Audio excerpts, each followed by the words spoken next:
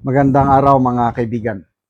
Bigyan natin ng reaction opinion itong post ang balita ngayon. Breaking.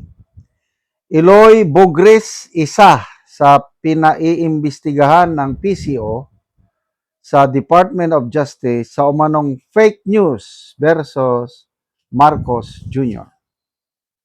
Isa ang Facebook account ng kilalang social media personality na si Eloy Bogres, the Queen of Revelations, sa mga pinaiimbestigahan ngayon matapos irekomenda ng Presidential Communications Office sa Department of Justice ang pagsasagawa ng investigasyon kaugnay ng umano'y pagpapakalat ng maling impormasyon laban kay President Ferdinand Marcos Jr.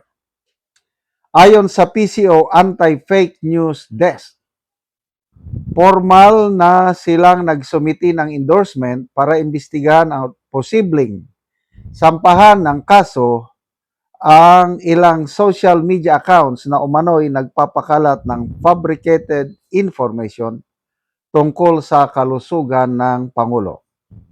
Ito ang sinabi ni Robertson Ramirez ng PCO.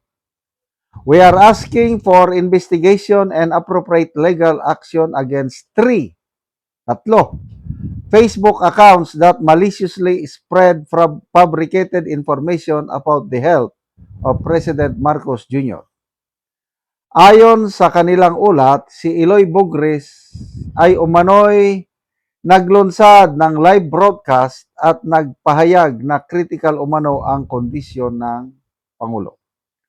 Bukod pa sa kanya, kabilang din sa pinaimbestigahan ang Regondola Ping at Crades Underpal dahil sa umano'y manipulated images at fabricated news graphics. Binigyan din ng PCO na ang pagpapakalat ng maling impormasyon ay maaring pumasok sa paglabag ng batas. Sabi ng PCO, the deliberate fabrication and dissemination of false information is a crime under Article 154 of the Revised Penal Code, with penalties elevated when committed online under the Cybercrime Prevention Act of 2012. Sa pag-endorso ng PCO sa DOJ, malinaw ang mensahe ng pamahalaan, tutukan ang mga anilay nagpapakalat ng maling impormasyon. Ngunit kasabay nito, patuloy ring binabantayan ng marami kung papaano babalansihin ang pagpapatupad ng batas at ang kalayaan sa pagpapayag sa digital na panahon. Okay, so good luck kay Madam Eloy Bogres. Kailangan nito ng, although hindi pa naman sigurado rekomendasyon pa lang, imbestigahan pa ito ng DOJ, maybe NBI. At kung may makitang basihan, saka sila magsampa ng reklamo sa piskalya. So, lesson learned. Maganda yung post ni, sino bang nag-post nito? Either si Kipicho or Joey De Bebre. Wag daw, para bang sinasadya daw na may mag-feed sa mga DDS vloggers o DDS social media influencer ng maling impormasyon para masira ang mga DDS. And ako, hindi ko basta-basta pinapaniwalaan ang mga post. Balansihin ko muna. So, wag tayong mag-share kagad kung ano man yun, lalo na sa mga sensitibong bagay. Dahil posible, kagagawan ito para ma-divert ang issue. Ano ang tunay na issue ng bayan? Yung flood control scam. Tingnan nyo, nakakalimutan na eh. May nabasa akong post kanina, announcement ni Senator Lacson na lahat daw ng scheduled hearing sa flood control temporarily canceled. Wala na daw hanggat hindi niya maiakyat ang Blue Ribbon Committee report sa plenaryo. Kulang pa ang ano eh. Kulang pa ang perma. Apat pa lang ang nakaperma. Kailangan pa niya ng 5. So, canceled na lahat ang mga scheduled hearing ng Blue Ribbon. So, yun na. Yun ang malaking issue sa atin is yung pagnanakaw sa kaban ng bayan. At ngayon, nadadivert tayo dito sa health ng Pangulo, kung ano-ano pang ibang issue, para hindi mapag-usapan. So, be careful next time sa pagpo-post. Okay, konting discussion lang itong Article 154. May kaibigan ako na nasampahan ito. Kaya lang, after more than 1 year na hearing sa korte, dismiss yung kaso.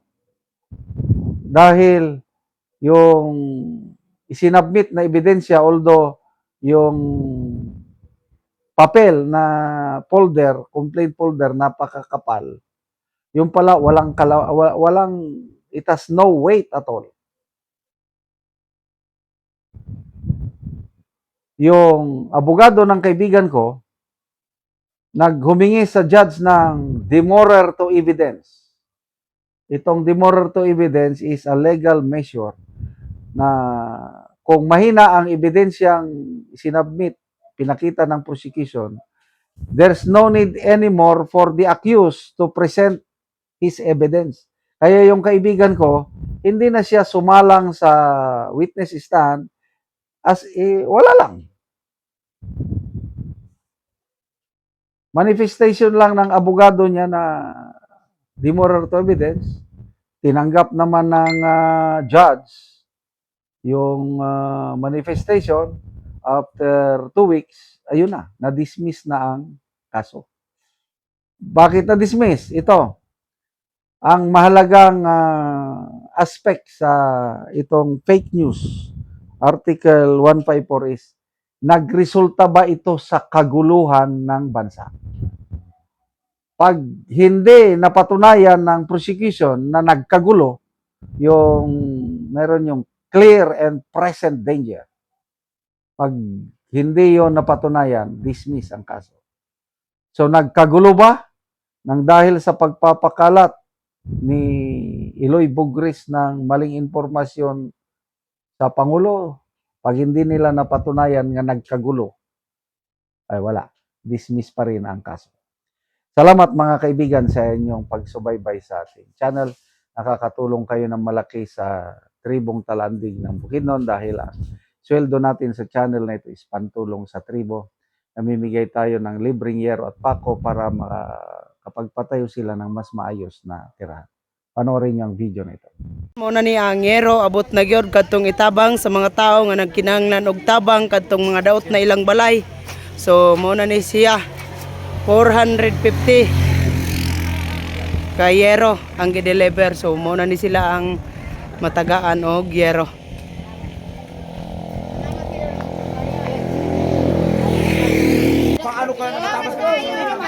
Muna ni sila ang matagaan.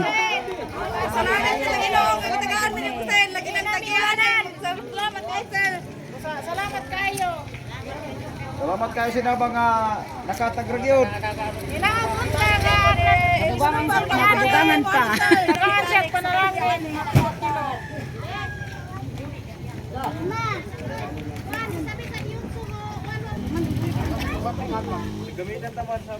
Oo, pick-up apa sa din yan sa kagin. Ato na nakulang sa lantan. Break ang mag-ibig ko na. Sa lantan ba? Mas siguro baka sa lantan mo para mag-ibig.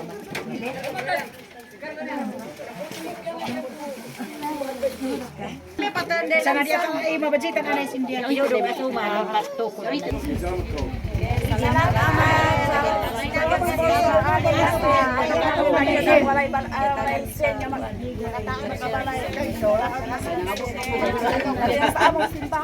Kanang malipayon ka nga.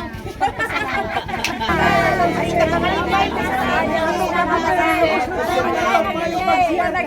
abot rin ang ginaba. Ayaw pangatop sa siya. Pangatop na gini kaya nasunod nila.